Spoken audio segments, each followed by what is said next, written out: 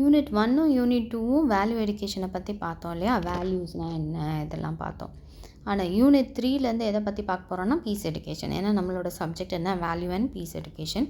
அப்போ பீஸ் எடிகேஷன்னா என்ன, பீஸ் எஜுகேஷன் அப்படின்னா மீனிங் என்ன, டெஃபினிஷன் என்ன, கான்செப்ட் என்ன, aims and objectives and at different levels of education. Different levels of எஜுகேஷன்னாவே நமக்கு தெரியும், ப்ரைமரி, செகண்டரி இதெல்லாம் கூட வரும் அப்படின்னு சொல்லி ஹெட்டிங்கை வச்சு நீங்கள் அதை வச்சு நிறைய எழுதிடலாம். அப்போ அதோட டெஃபினேஷன் என்ன, மீனிங் என்ன அப்படிங்கிறத ஃபஸ்ட்டு பார்ப்போம். Peace education means to learn about and to learn for peace. அப்போ அதை சமாதானம் தான் நமக்கு தெரியும், சமாதானத்துக்கான கல்வி, அதை பற்றி கற்றுக்கணும், கற்றல். அப்புறம் சமாதானத்துக்காக நம்ம என்ன கற்றுக்கணும் அப்படிங்கிறதையும், அதை பற்றியும் அதுக்காகவும் நம்ம என்ன சொல்கிறோமோ அதுதான் வந்து பீஸ் எஜுகேஷன் அப்படின்னு மீனிங்கு ஜென்ரலாக சொல்கிறாங்க சிம்பிளாக. To learn about and to learn for, okay, about and for peace. About அப்படின்னும் போது என்னது, knowledge and understanding of what goes on these different levels which contributes to peace, what damages it, and what does peace mean on this level anyway, what is my role in it, and how are the different levels connected. So அதோடைய knowledge and about அப்படின்னா அதை பற்றின அறிவு நமக்கு வேணும்ல. முதல்ல பீஸாக இருக்கணும், பீஸ் வேணும் அப்படின்னு நினைக்கும் போது அதை பற்றின அறிவு நமக்கு வேணும், புரிதல் நமக்கு வேணும். அதுவும் டிஃப்ரெண்ட் லெவல்ஸ்லையும் நம்ம வந்து கற்றுக்கணும். அப்போ நம்ம என்ன வந்து கான்ட்ரிபியூட் பண்ணுறோம் பீஸ்க்காக அப்படின்றத நம்ம பார்க்கணும். எது வந்து இந்த சமாதானத்தை டேமேஜ் பண்ணுது, கெடுக்குது, இல்லை அழிக்குது அப்படின்றத பார்க்கணும். What does peace mean on this level anyway, okay, peace அப்படின்னா இந்த லெவலில் இது என்னது அப்படிங்கிறதையும் நம்ம பார்க்கணும். என்னுடைய பங்கு என்ன இந்த ரோலில் அப்படிங்கிறதும், அப்புறம் இந்த how are the different levels connected, இந்த டிஃப்ரெண்ட் லெவல்ஸும் எப்படி வந்து கனெக்ட் ஆகிருக்கு ஒரு இதுக்கும் அப்படின்றதையும் நம்ம வந்து ஒன்று ஒன்றா பார்ப்போம். Peace education focuses on creating mental changes and conditions. இப்போ ஒரு மென்டல் சேஞ்சு நடக்கும் அப்படின்னா, ஒருத்தவங்களுக்கு சண்டை போடணும், இவனை வந்து நான் அடித்தே ஆகணும், 2 பசங்க ஒன்றா சேர்ந்து இந்த கிளாஸ் ரூமில் திடீர்னு பார்த்தா அடிச்சுப்பாங்க. என்னன்னு பார்த்தீங்கன்னா, அவங்களுக்குள்ள அந்த பீஸ் அப்படிங்கிற ஒரு இதே அவங்களுக்கு இருக்காது. அப்போ அதை வந்து நம்ம என்ன பண்ணணும், மென்டல் சேஞ்சஸை ஏற்படுத்தணும், அதை வந்து நம்ம ஃபோக்கஸ் பண்ணணும் பீஸ் எஜுகேஷன் மூலியமாக. மனநிலை மாற்றம், சமாதானமாக இருக்கணும், அடிக்கக்கூடாது, அடிக்காமையே அவங்க செய்த தவறுகளை நம்ம எடுத்து சொல்லணும், அவங்க செய்த குற்றங்களை மன்னிக்கணும், இது எல்லாமே நம்ம சொல்லிக் கொடுக்கணும். அதே மாதிரி நல்ல சூழ்நிலைகளை நம்ம அமைக்கிறதுக்கும் ஃபோக்கஸ் பண்ணணும் அப்படிங்கிறது தான். டெஃபினேஷன் என்ன அப்படின்னு பார்த்தீங்கன்னா, peace is not merely the absence of war but the presence of justice, of law, of order, in short of government. இதை சொன்னது யார் அப்படின்னு பார்த்தீங்கன்னா, ஆல்பர்ட் ஐன்ஸ்டைன் சொல்லியிருக்காரு. பீஸ் அப்படின்னு உடனே என்ன நடக்கும், நீங்கள் வார் பண்ணாமல் இருந்தால் அது பீஸ்ப்பா அப்படின்னு சொல்ல முடியாது. வார், சண்டை போட்டுருங்க, அதுக்கு தான் மகாத்மா காந்திலாம் அவங்க சத்தியாகிரக போராட்டத்தில் ஈடுபட்டாங்க இல்லையா. சமாதான வழியில் அவங்க வந்து அவங்களுடைய நீதியை பெற்றுக்கிறாங்க. ஸோ அப்போ என்ன சொல்கிறாங்க அப்படின்னா, அது வந்து ஆப்சன்ஸ் ஆஃப் வார் மட்டும் கிடையாது, அதில் ஜஸ்டிஸ் வேணும், அதோட ஜஸ்டிஸ், நியாயம் கிடைக்கணும் அப்படிங்கிற அந்த ப்ரெசன்ஸ் இருக்கணும் அப்படிங்கிறது தான் பீஸு. அது மாதிரி சட்டம், அது மாதிரி ஒழுங்கு, இது எல்லாத்தையும் ஷார்ட்டாக சொல்கிறாங்க கவர்மெண்ட் அப்படின்னு சொல்கிறாரு ஆல்பர்ட் ஐன்ஸ்டைன். இதே டெஃபினிஷனை இன்னொருத்தர் சொல்லியிருக்காரு, ஃப்ரையர்னு சொல்லிட்டு 2006. Peace education is a mechanism for the transformation from a culture of violence to a culture of peace. வயலன்ஸிலிருந்து சமாதானம், சண்டை சச்சரவுலேருந்து ஒரு சமாதானமான ஒரு கலாச்சாரத்தை நோக்கினது, அதோடைய process through a process of concentration, ஒரு சமூக உணர்வுடைய ஒரு ப்ராசஸ் தான் அப்படின்னு சொல்கிறாங்க. ஓகே, ஸோ அடுத்தது கான்செப்ட். இதில் ஏதாவது ஒரு டெஃபினேஷன் நீங்கள் எழுதினா போதும். கான்செப்ட் ஆஃப் பீஸ் எஜுகேஷன் அப்படின்னும் போது Betty Reardon makes reference to the concept of positive peace and negative peace. இவர் வந்து ரெண்டுத்துக்கும் ரெஃபரன்ஸ் கொடுக்குறாரு. இப்போ பாசிட்டிவ் பீஸ்னால் என்னப்பா, நெகட்டிவ் பீஸ்னால் என்னப்பா, இது ரெண்டுத்துக்கும் உள்ள ரெஃபரன்ஸு என்னதுன்றத சொல்கிறாரு. அதில் என்ன கான்செப்டில் சொல்கிறாரு பார்ப்போம். According to Reardon, okay, so அவருடைய கூற்றுப்படி term negative peace refers to an absence of war. Negative peace அப்படின்னா என்னது, சண்டை வார் நடக்காதுப்பா, போர் நடக்காது. அந்த போர் இல்லாமல் இருக்கிறது, அந்த ஆப்சன்ஸ் ஆஃப் போருக்கு பேர் தான் என்னது நெகட்டிவ் பீஸ் அப்படின்னு சொல்கிறாரு. Or physical direct violence, while the term positive peace is used to refer non-exploitative relationships or conditions of socio-economic justice diminished. இப்போ நான் எக்ஸ்ப்ளாய்டேட்டிவ்னு சொல்கிறாங்க பாசிட்டிவ் பீஸ் அப்படின்னும் போது, இதே இதுக்கு வந்து என்ன சொன்னாங்க, வார் இருக்காது, ஃபிசிக்கலாக எதுவும் நடக்காது, ஓகே, சண்டை நடக்காது, அது மாதிரி டைரெக்டாகவும் வயலன்ஸில் நடக்க மாட்டாங்க, டைரெக்டாக வன்முறையில் ஈடுபடாமல் இருக்கிறதுக்கு பேர் நெகட்டிவ் பீஸ்ன்னு சொல்கிறாங்க. இதே பாசிட்டிவ் பீஸ் அப்படின்னும் போது நான் எக்ஸ்ப்ளாய்டேட்டிவ் ரிலேஷன்ஷிப்ஸாக இருக்கும். நான் எக்ஸ்ப்ளாய்டேட்டிவ்னால் சுரண்டல் இல்லாத ஒரு சமுதாயம் அது உருவாக்குறது, மக்கள் ஒரு சுரண்டல் இல்லாத ஒரு இதை நடத்துறது. இல்லை அப்படின்னாக்க conditions of social and economic justice, சமூக மற்றும் பொருளாதார நீதி வந்து அதில் இருக்கணும். இதுக்கு பேர் என்னது பாசிட்டிவ் பீஸ் அப்படின்னு சொல்கிறாரு. இது யார் சொன்னால், ரியார்டன் 1988 சொல்லிட்டார். According to the educationist, PE, peace education, covers diverse issues. Learners should not only acquire a fragmented understanding of conflict and violence. ஒரு கல்வியாளர் அவருடைய கூற்றுப்படி என்ன சொல்கிறாரு, பீஸ் எஜுகேஷன்றது அது வந்து நிறைய இஷ்யூஸ் இருக்குப்பா, 1-2 இல்லை, பலதரப்பட்ட பிரச்சனைகள் இருக்குது. இந்த பீஸ் எஜுகேஷனை கற்றுக்கிறவங்க ஒரே ஒரு இதை மட்டும் வச்சுட்டு இருக்காதீங்க. 2 பேர்த்துக்கும் டிஃப்ரென்ஸ் ஆஃப் ஒப்பீனியன் இருக்குது, வன்முறையில் ஈடுபடுறாங்க அப்படிங்கிறத மட்டும் புரிஞ்சுக்கிட்டு இருக்காதிங்கப்பா, நிறைய இஷ்யூஸ் இதில் இருக்குது அப்படின்னு சொல்கிறாங்க. எய்ம்ஸ் என்ன, கான்செப்ட்டு முடிஞ்சிச்சு. எய்ம்ஸ் என்ன அப்படின்னு பார்த்தீங்கன்னா, recognise the nature and sources of violence as well as it consequences for both the victim and the offender. So ஏன்ப்பா இந்த சண்டை நடந்துச்சு, இந்த பீஸு இல்லாமல் இருக்குது அப்படின்னு சொன்னால் எதன் மூலயமா வன்முறை ஏற்பட்டது, எது ரூட் காசு, யார் அப்படின்றத நம்ம பார்ப்போம். 2 பேர்த்தையும் விசாரிப்பாங்க இல்லையா, யார் வந்து நிரபராதியோ அவங்களையும் விசாரிப்பாங்க, அதே மாதிரி யார் குற்றவாளியோ அவங்க 2 பேர்த்தையும் வச்சு இதை வந்து பார்ப்பாங்க. Establish frameworks for establishing peace and the development of peaceful creative civilization. அதே மாதிரி நம்ம ஒரு ஃப்ரேம்ஒர்க் வந்து நம்ம வந்து எடுத்து வைக்கணும். அதன் மூலியமாக நம்ம என்ன பண்ணலாம் அப்படின்னா, ஒரு சமாதானம் உள்ள ஒரு புதுமையான ஒரு க்ரியேட்டிவ் வந்து சிவிலைசேஷனாக நம்ம மாற்ற முடியும். அதுக்கான வளர்ச்சியை நம்ம ஃப்ரேம்ஒர்க் பண்ணி கொடுக்கணும் அப்படின்னு சொல்கிறாங்க. Raise awareness of the presence of tense connections among people as well as within and between nations. விழிப்புணர்வை ஏற்படுத்தி அதாவது பீப்புள்ஸை கனெக்ட் பண்ணலாம். இந்த மாதிரி இப்படி பண்ணாதீங்க, இப்படி செய்யக்கூடாது, இந்த சண்டை வரக்கூடாது. வித்தின் நேஷனும் கொடுக்கலாம், பிட்வீன் நேஷன்ஸும் அவங்க வந்து இந்த மாதிரி ஒரு விழிப்புணர்வை வந்து அவங்க மக்களுக்குள்ளார ஒரு கனெக்ஷன்ஸ் ஏற்படுத்துகிற மாதிரி நம்ம கொண்டு வரலாம் அப்படின்னு சொல்கிறாங்க. அடுத்தது, look at the reasons for conflicts and violence that are rooted in people's views, values, attitudes as well as society's social and political structures.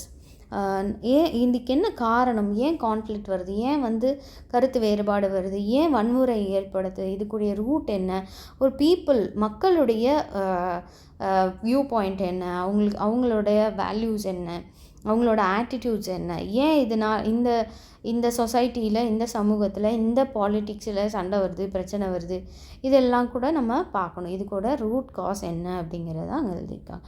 அடுத்தது, encourage people to look for peaceful options and skills. அது மாதிரி நம்ம வந்து உற்சாகப்படுத்தணும் மக்களை. நம்ம வந்து சமாதானமாக நம்ம வந்து நீட்டாக நம்மளுடைய இதை கொண்டு போகலாம், அதுக்கான திறன்களை வளர்த்து கொள்ளலாம் அப்படிங்கிறத பற்றி நம்ம அந்த ஆப்ஷன்ஸ் இருந்தால் அதை பயன்படுத்தவும் நம்ம என்ன பண்ணணும், உற்சாகப்படுத்தணும் அப்படின்றாங்க. இப்போ பார்த்திங்கன்னா லெஜிஸ்லேட்டிவ் அசம்பிளி தமிழ்நாடுல எப்படி நடக்குது, ஒரு பீஸ்ஃபுல்லாக நடக்குது, ஒரு சிஸ்டமேட்டிக்காக இருக்குது, ஒரு ரோல் மாடலாக இருக்குது சில்ட்ரனுக்கு. ஸோ அந்த மாதிரி நம்ம பீஸ்ஃபுல்லாக நம்மளோட இதை கொண்டு போகிற மாதிரியும் நம்மளோட இதை வந்து செயல்படுத்துறதுக்கும் நம்ம வந்து வைக்கணும். இன்ஸ்டில் conflict resolution skills in youngsters and adults. மாதிரி கான்ஃப்ளிக்ட் வந்துருச்சு அப்படின்னா அதை வந்து அதாவது 2 நாட்டுக்கு இல்லை 2 ஸ்டேட்டுக்கு ஒரு கருத்து வேறுபாடு இருக்குப்பா. அப்போ அந்த மாதிரி குழந்தைகள் மத்தியிலும் கருத்து வேறுபாடு இருக்குது, அடல்ட்ஸ் மத்தியிலும் இருக்குது. அப்போ அதை எப்படி நம்ம மேற்கொள்கிறது அப்படிங்கிற திறன்களே அவங்களுக்கு வளர்த்து விடணும். Demonstrate to people that violence and war are learned behaviors rather than inherent threats, and that peaceful dispute resolution is feasible.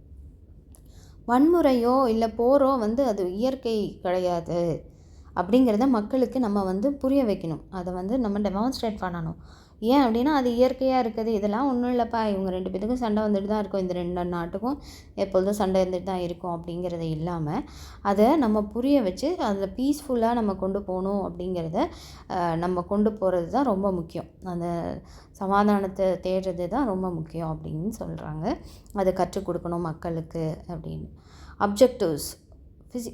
Peace education can be taught in formal and informal school setting with the following objectives. நீங்கள் வந்து இந்த அப்ஜெக்டிவ்ஸை வச்சு ஃபார்முலாவோ இல்லை இன்ஃபார்முலாவோ piece எஜுகேஷனை school செட்டிங்கில் நீங்கள் வந்து சொல்லிக் கொடுக்கலாம், கற்றுக் கொடுக்கலாம் அப்படின்னு சொல்கிறாங்க. To foster changes in order to make the world better and more human place. எதை வலியுறுத்த சொல்கிறாங்க அப்படின்னா இந்த உலகம் வந்து நல்ல ஒரு பெட்டரான ஒரு உலகமாக, ஒரு நல்ல உலகமாக மனிதன் வாழக்கூடிய ஒரு சமாதானமான ஒரு உலகத்தை, ஒரு மாற்றத்தை நம்ம கொண்டு வரணும் அப்படிங்கிறத வலியுறுத்தணும் அப்படின்னு. To develop values and skills to assist the students striving for the fullness of life. அதே மாதிரி நம்ம குழந்தைகள் மத்தியில் நமக்கு அவங்க வந்து நம்ம வேல்யூஸ் பற்றி ஏற்கனவே நிறையா பார்த்துருக்கோம். அரண் எது, நீதி எது அப்படிங்கிறத பார்க்கணும், அதனுடைய திறன்களை வளர்க்கணும்.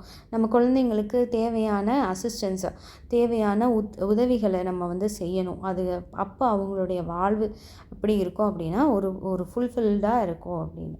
To help students develop a rich vision of peace, work for a visible global society.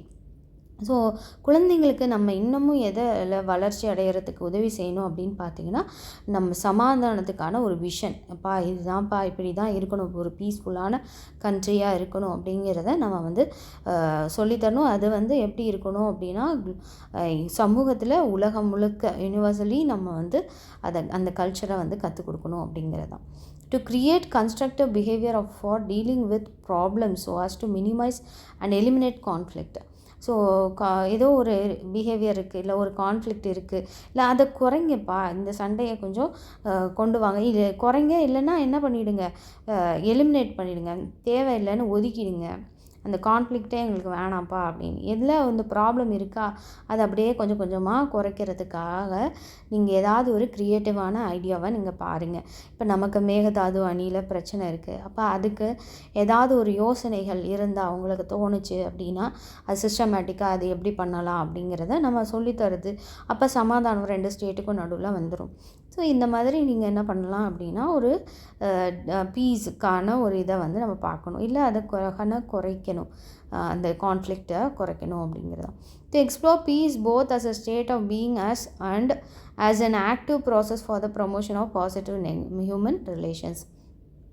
பீஸ்ஃபுல்லாக வாழ்கிறதுக்கான ஒரு ஸ்டேட் நம்ம வந்து உருவாக்கணும், அதை வந்து நம்ம தொடர்ந்து செய்யணும் அப்படிங்கிறத, அதுவும் மனிதர்கள் வந்து அந்த ரிலேஷன்ஸில் கரெக்டாக நடந்துக்கணும் அப்படிங்கிறதுல நம்ம நிறைய எக்ஸ்ப்ளோர் பண்ணணும் அப்படின்னு.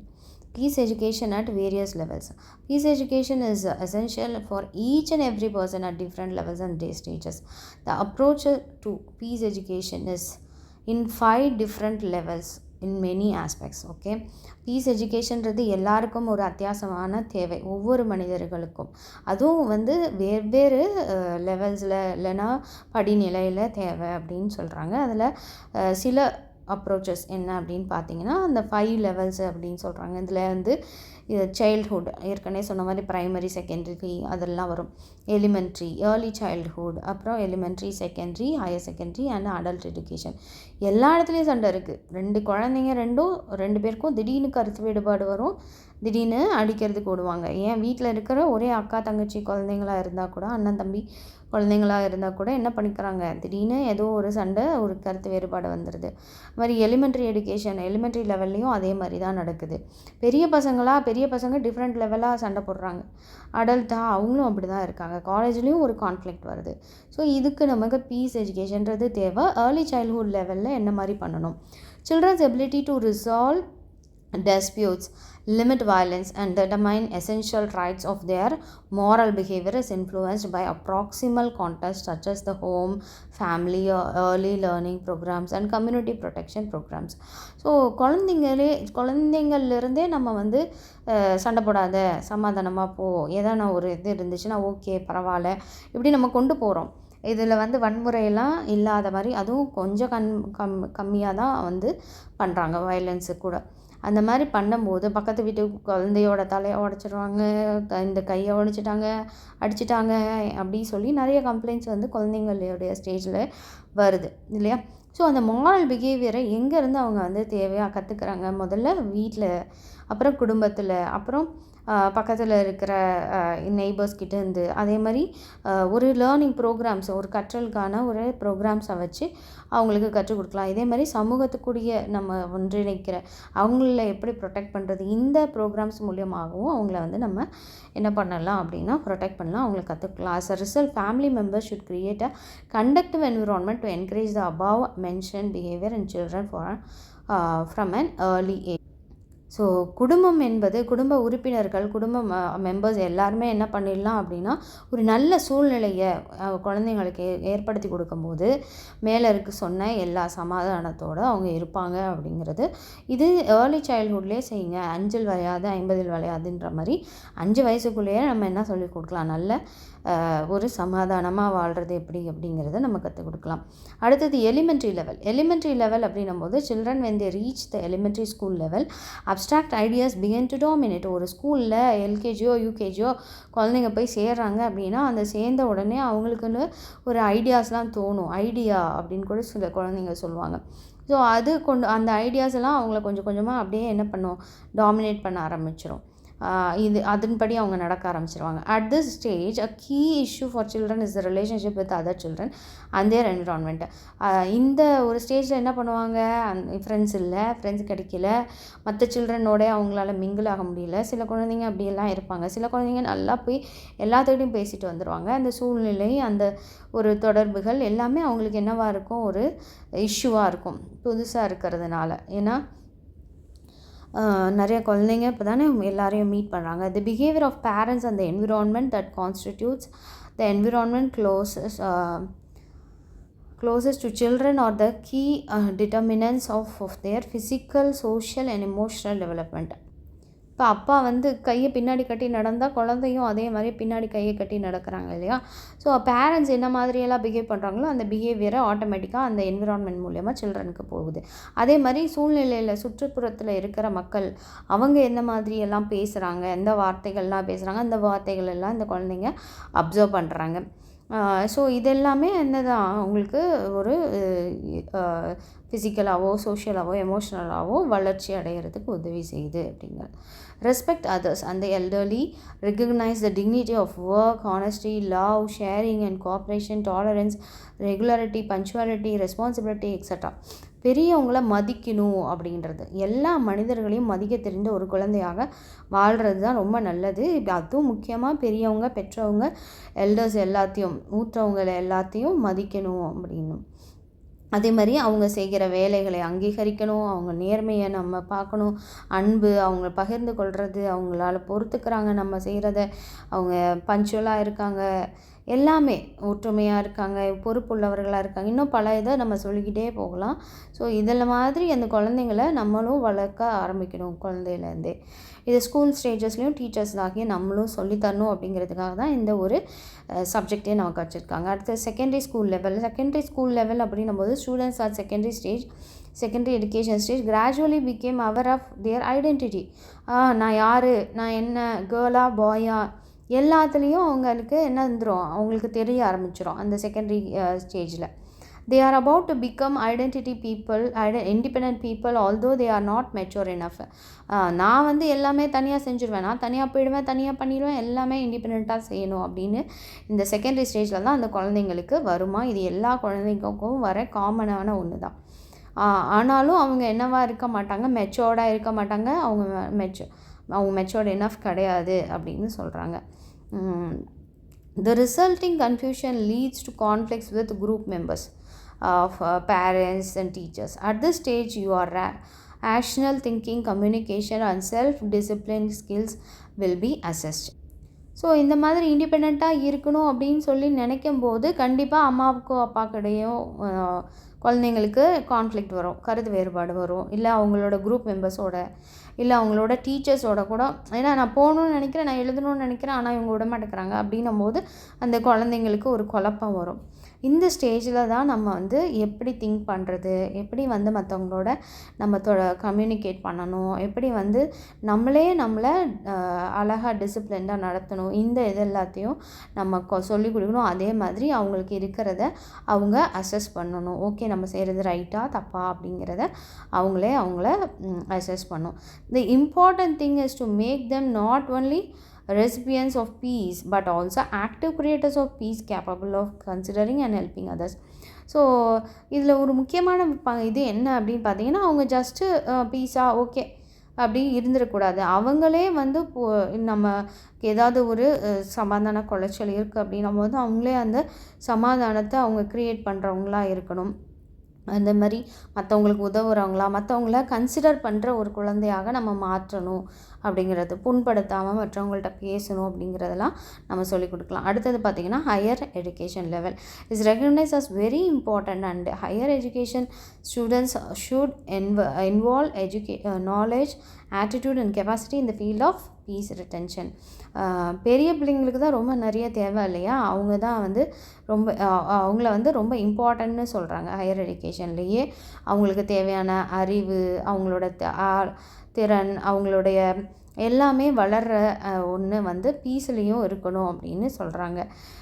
எந்த ஃபீல்டாக இருந்தாலும் அவங்க பீஸ்லேயும் அவங்க வந்து ரிப்பீட்டடாக இருக்கணும் அப்படின்னு. Higher education teachers should be a model to follow for students. Teachers need to know the effect of their behaviour among students. மாதிரி ஹையர் எஜுகேஷன் டீச்சர்ஸ் வந்து தான் ரோல் மாடலாக இருக்கணும்.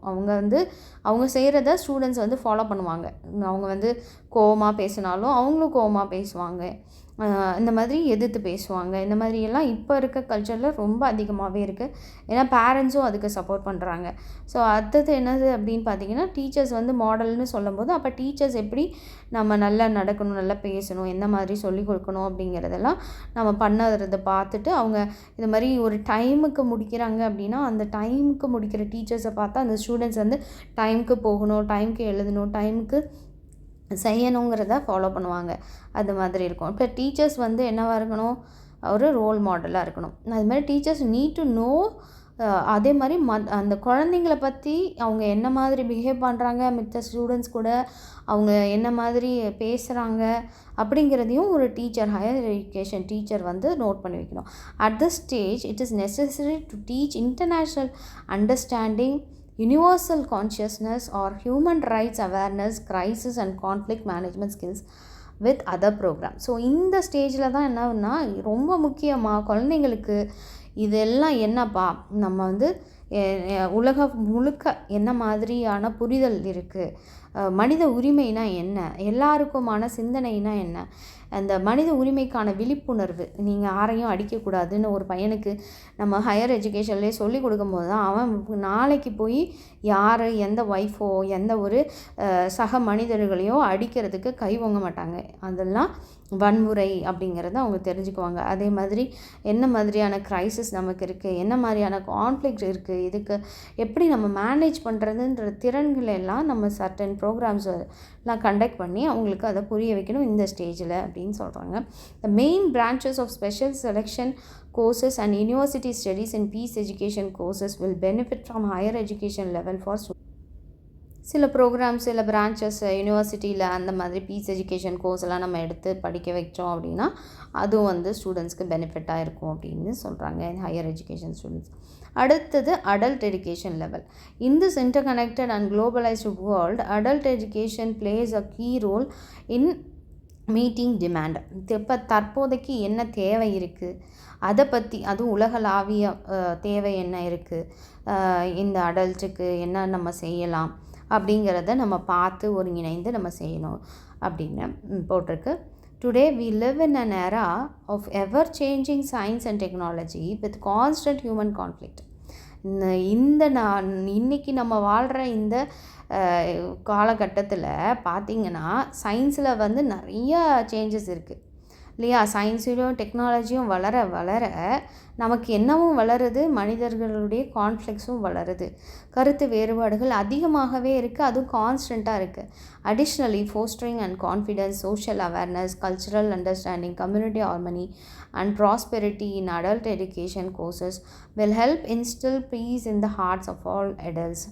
பார்த்திங்கன்னா அடிஷ்னலாக என்ன சொல்கிறாங்க, எதை வலியுறுத்தணும், தன்னம்பிக்கையும் சமூக விழிப்புணர்வையும் கலாச்சார புரிதலையும் சமாதானத்துக்கான ஒரு கம்யூனிட்டியும் அதே மாதிரி அடல்ட் எஜுகேஷன் கோர்ஸு இது எல்லாத்தையுமே நம்ம வந்து கொண்டு வந்தால் எதுக்கு உதவியாக இருக்கும் அப்படின்னு பார்த்திங்கன்னா ஒவ்வொரு அடல்ட்டோடைய ஹார்ட்லேயும் பீஸை நம்ம கொண்டு போய் பதிக்கிற மாதிரி நமக்கு இருக்கும் அப்படிங்கிறாங்க. அது ரொம்ப நல்லதாகவும் இருக்கும். Importance of peace education in the present scenario. எதுக்குப்பா இந்த மாதிரி காலகட்டத்தில் இந்த மாதிரி ஒரு சினாரியோவில் நீங்கள் வந்து பீஸ் எஜுகேஷன் வேணுன்றீங்க, அது முக்கியத்துவம் என்ன அப்படிங்கிறது தான். During the past 2 decades, the world experienced some of the highest rates of violence, having affected larger number of countries and regions, from the poorest to the most affluent, directly affecting the lives, dignity and well-being of millions of people globally. பார்த்திங்கன்னா இந்த 2 decades-ஆ பார்த்திங்கன்னா இந்த உலகம் முழுக்க என்னத்தினால அனுபவங்கள் நிறைந்து இருக்குது அப்படின்னு பார்த்திங்கன்னா அதிகப்படியான எண்ணிக்கையில் வன்முறைகள்னால் பாதிக்கப்பட்ட நாடுகள் பார்த்திங்கன்னா சாதாரண நாடுகள்னு சொல்ல முடியாது, அந்த பிளேஸ்ன்னு சொல்ல முடியாது, அது ஏழை நாடுன்னு சொல்கிற நாடாக இருக்கலாம், இல்லை ரொம்ப பயங்கரமான ஐயோ ஃபாரின் கண்ட்ரிப்பா அதுப்பா இதுப்பா அப்படி சொல்கிற அந்த அஃப்ளூவெண்ட் கண்ட்ரியாக இருக்கலாம். எல்லா இடத்துலையுமே என்ன வன்முறைகள் அதிகரிச்சிருக்கு அப்படின்னு சொல்கிறாங்க இந்த 2 டிகேடாக. இது மாதிரி டைரெக்டாவோ இல்லை வந்து டைரெக்டாகவே அது அஃபெக்ட் பண்ணுது வாழ்க்கையை, அதே மாதிரி அவங்களுடைய தன்மையை, அவங்களுடைய நல வாழ்வை, மில்லியன்ஸ் அண்ட் மில்லியன்ஸ் ஆஃப் பீப்புள்ஸை வந்து இந்த உலகளாகவே அது வந்து ரொம்ப வன்முறைக்குள்ளாக கொண்டு போய் விடுது அப்படின்னு சொல்கிறாங்க. அதனால் பீஸ் எஜுகேஷன்றது ரொம்ப முக்கியம். Peace education is a primary pillar for preventing armed conflict and violence, saving lives and freeing up limited resources for social needs. Peace எஜுகேஷன்றது தான் என்னது, ஒரு பில்லர், தூண் அப்படிங்கிறாங்க. அதுவும் முதன்மையான ஒரு தூணாக இருக்கிறது எதுக்கு அப்படின்னு பார்த்தீங்கன்னா வருமுன் காக்கிறது மாதிரி இந்த சண்டை வரத்துக்கு முன்னாடி, இந்த கருத்து வேறுபாடு வரத்துக்கு முன்னாடியே நம்ம வந்து நம்மளுடைய வாழ்க்கையை சேவ் பண்ணணும், நம்ம வாழ்க்கைக்கான இதை வந்து நம்ம காப்பாற்றணும். அதே மாதிரி நமக்கு தேவையான ரிசோர்ஸஸ் அரிசி பருப்பு காய்கறி கூட எல்லாமே எடுத்து வச்சாங்க சில இடத்துல. அதே மாதிரி சமூகத்துக்கு தேவைக்கும் எல்லாத்தையும் எடுத்து வைக்கணும் அப்படின்றதான். இப்போ முக்கியத்துவத்தை பார்த்துட்டோம். அடுத்தது நம்ம எதை பார்க்கலாம் அப்படின்னா கீ காம்பனன்ட்ஸ் என்ன இருக்குது. ஒரு எஃபெக்டிவான ஒரு பீஸ் எஜுகேஷன் ப்ரோக்ராமை கொண்டு வரணும்னா அதுக்கு கீ காம்பனன்ட்ஸ் என்னென்ன அப்படின்னு பார்த்தீங்கன்னா ஃபஸ்ட்டு ஒரு ப்ரோக்ராம் நீங்கள் first programme should be compulsory and integrated to facilitate interaction with those from other groups in order to build positive relationships. For example, from Northern Ireland suggests that intro community interventions or single identity work are important precursors to initiating encounters between opposing communities. முதல்ல நமக்கு எது தேவை, கட்டாயம் நம்ம வந்து இதை கற்றுருக்கணும், இந்த program attend பண்ணணும், இதுக்கு தேவையானது நம்ம வந்து ஃபெசிலிட்டேட் பண்ணணும். அந்த குரூப் மட்டும் இல்லை, எல்லா குரூப்ஸோடையும் சேர்ந்து நம்ம வந்து ஒரு பாசிட்டிவான ஒரு ரிலேஷன்ஷிப்ஸ்குள்ளே வரணும் அப்படின்னு சொல்லி தான். ஃபார் எக்ஸாம்பிள் என்ன சொல்கிறாங்க அப்படின்னா நார்தர்ன் அயர்லாண்டு இருக்குது. ஒரு இன்ட்ரோ கம்யூனிட்டி இன்டர்வென்ஷன்ஸ் ஒரு கூட்டாக எல்லாரும் ஒன்றிணைந்து செய்கிறது, இல்லைனா ஒவ்வொருத்தருக்கும் தனித்தனியான வேலைகளை கொடுக்கறது, இது எல்லாமே முக்கியம் அப்படின்னு சொல்லி இதை நம்ம வந்து வலியுறுத்தணும் அப்படின்னு சொல்கிறாங்க. அது யாராக இருந்தாலும் சரி, அது அப்போசிங் கம்யூனிட்டிஸு அவங்களுக்குள்ளேயும், அது ஒருத்தருக்கு ஒருத்தர் ஆப்போசிட்டாக இருக்காங்க, அவங்களுக்குள்ளேயும் கூட நம்ம கொண்டு வரணும் அப்படின்னு சொல்லியிருக்காங்க.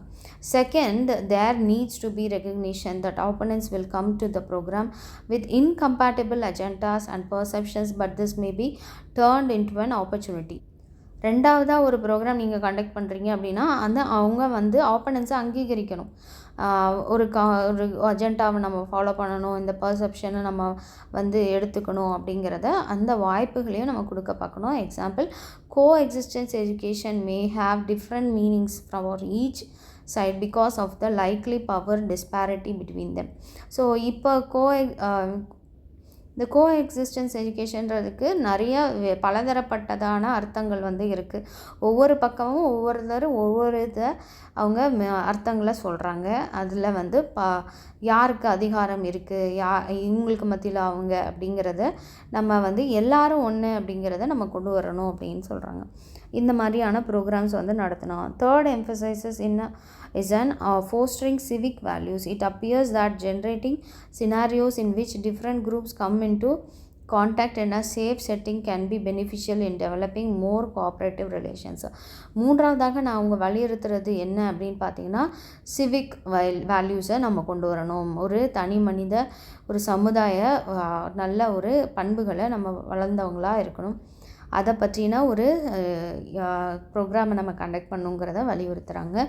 அதே மாதிரி ஒரு சினாரியோவை நம்ம கொடுக்கணும். அந்த சினாரியோவை வச்சு குரூப்பில் எல்லோரும் கலந்து உரையாடி அதை வந்து சேஃபான செட்டிங்காக கொண்டு வரதுக்கு நம்ம எப்படி வந்து ஒற்றுமையோடு அதில் பாடுபட்டு அதை வளர்க்கணும் அப்படிங்கிறத நம்ம அவங்களுக்கு கற்றுக் கொடுக்கலாம்.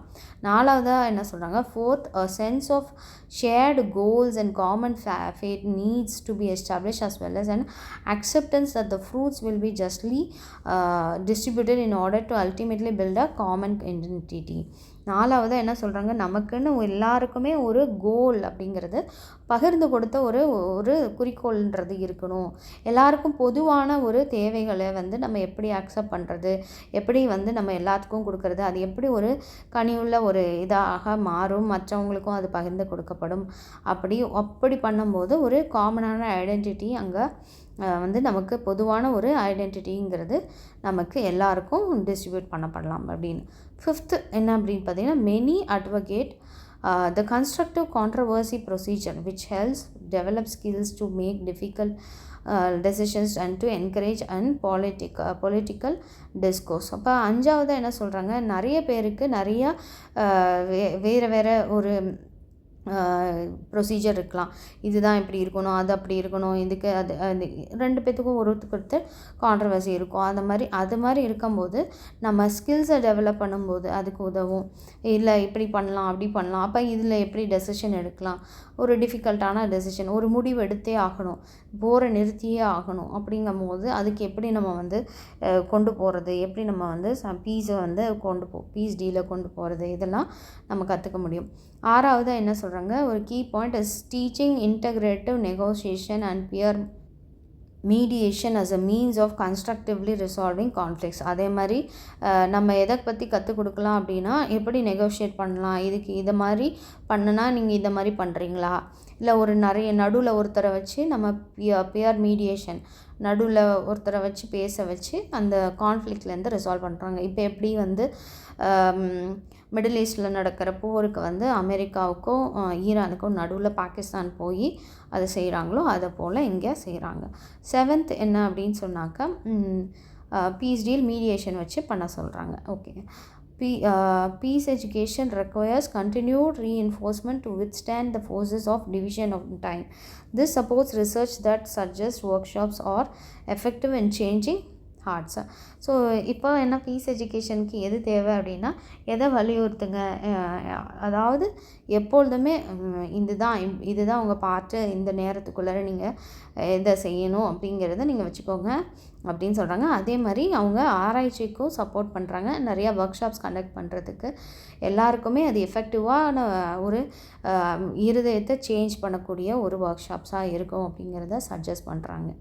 இதோட இந்த டாபிக் முடிஞ்சது. அடுத்த topic meaning and definition of conflict resolution. So conflict ரெசல்யூஷனுக்கு அதோடைய அர்த்தம் என்ன, அதோடைய விளக்கம் என்ன, மீனிங் என்ன? Conflict is the word used to describe misunderstanding, கருத்து வேறுபாடு அப்படிங்கிறது தான் இதோடைய அர்த்தம், அப்படின்றது தான் மீனிங்.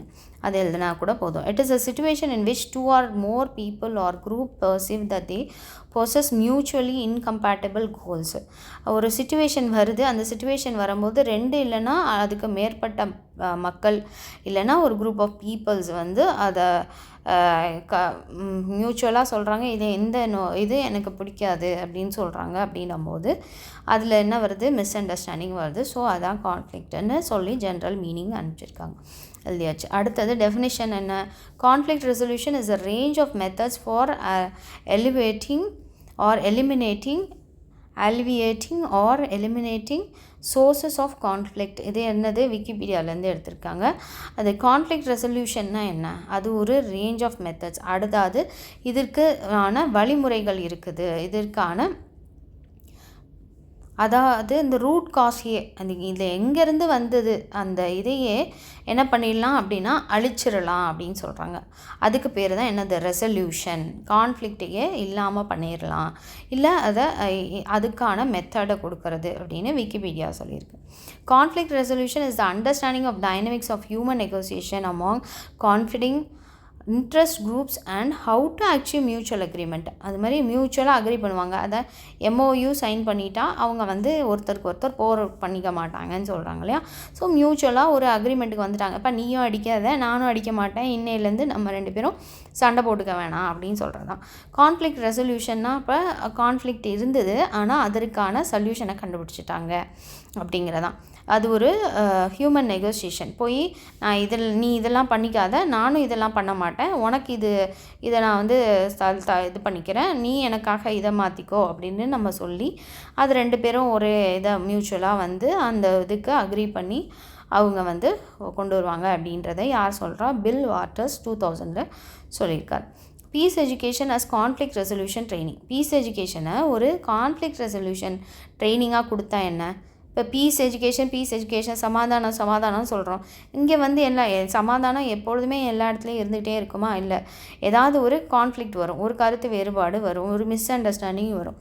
அப்போ அதற்கான சொல்யூஷன் என்ன அப்படிங்கிறதுக்கான ட்ரைனிங்கை நம்ம கொடுத்தா எப்படி இருக்கும் அப்படின்னு சொல்கிறாங்க. அதில் வந்து knowledge, skills and abilities of conflict resolution education are taught and utilized all over the world in various formal and informal ways in formal and information education settings. So என்ன சொல்கிறாங்க அப்படின்னா, கான்ஃப்ளிக்ட் ரெசல்யூஷன், ஒரு conflict வந்துருச்சுப்பா, ஒரு miss understanding வந்துருச்சு. அப்போ இதுக்கு என்ன ரெசல்யூஷன்றதை எப்படி வந்து உடனே எல்லாருமே சொல்லித்தர முடியுமா? இல்லை, சின்ன வயசுலேருந்தே நம்ம கல்வியில் கற்றுக் கொடுக்கும் போது தான் அவங்களுக்கு அதை பற்றின அறிவு, திறன், அதுக்கான எல்லா எபிலிட்டியும் இருக்கும். போய் அவங்களால என்ன பண்ண முடியும், ஓகேப்பா சண்டை வந்துருச்சு, மிஸ் அண்டர்ஸ்டாண்டிங் வந்துருச்சு, இது எப்படி நம்ம வந்து சமாதானமாக கொண்டு போகிறது அப்படிங்கிறதுக்கான ஒரு கல்வியை நம்ம கற்றுக் கொடுக்கும்போது அவங்க பின்னாடியும் அவங்களுடைய ஃப்யூச்சரில் அதை செய்வாங்க. இது வந்து உலகளாவிய ஒரு கல்வியாக இருக்கலாம், அது ஃபார்முலாவும் இருக்கலாம், இல்லை இன்ஃபார்மலாகவும் நம்ம வந்து கல்விக்குள்ளே கொண்டு போகணும். அந்த எஜுகேஷன் செட்டிங்ஸில் இதை நம்ம நுழைச்சாதான் வந்து குழந்தையிலேருந்தே ஒரு கான்ஃப்ளிக்ட் வந்தால் அதை எப்படி நம்ம சால்வ் பண்ணுறதுன்றத தெரியும், அதுக்கான அறிவு அவங்களுக்கு வளரும் அப்படின்னு. Conflict resolution training is the explicit instruction of skills and strategies for resolving a conflict, managing emotional expressions and having peaceful, productive interactions with others. ஒரு கான்ஃப்ளிக்ட் ரெசல்யூஷன் ட்ரைனிங்கை நீங்கள் கொடுத்து பாருங்கள். அதுக்கு இன்ஸ்ட்ரக்ஷன்ஸ், ஸ்கில்ஸு, திறன்கள், அதுக்கப்புறம் ஸ்ட்ராட்டஜிஸ் இதெல்லாம் நம்ம கற்றுக் கொடுத்தோம் அப்படின்னா, ஓகேப்பா இப்படி வந்துருச்சா, இந்த மாதிரி இந்த ஸ்ட்ராட்டஜி யூஸ் பண்ணி நம்ம இந்த கான்ஃப்ளிக்டை நம்ம என்ன பண்ணிடலாம், சால்வ் பண்ணிடலாம் அப்படிங்கிறத அவங்க புரிஞ்சுப்பாங்க. மேனேஜிங் எமோஷ்னல் எக்ஸ்ப்ரெஷன்ஸ், அதே மாதிரி எப்படி நம்ம ஒரு எமோஷ்னலாக ஆகிடுச்சு, எனக்கு இப்போயே அடிக்கணும் போல் இருக்குது, இப்போயே ஒதுக்கணும் போல் இருக்குது, அப்போ அந்த எமோஷன்ஸ் அதில் எல்லாத்தையும் மேனேஜ் பண்ண கற்றுப்பாங்க. அதே மாதிரி பீஸ்ஃபுல்லாக இருக்கிறதுக்கு, அதே மாதிரி அடுத்த கட்டத்தை நோக்கி நம்ம பயணிக்கிறதுக்கான ஒரு பெரிய கற்றலை வந்து இங்கே கற்றுப்பாங்க அப்படின்னு அந்த ட்ரைனிங் கொடுக்கும்போது. அதே மாதிரி இந்த கான்ஃப்ளிக்ட் ரெசல்யூஷன் ட்ரைனிங்கில் is to provide basic understanding of the field of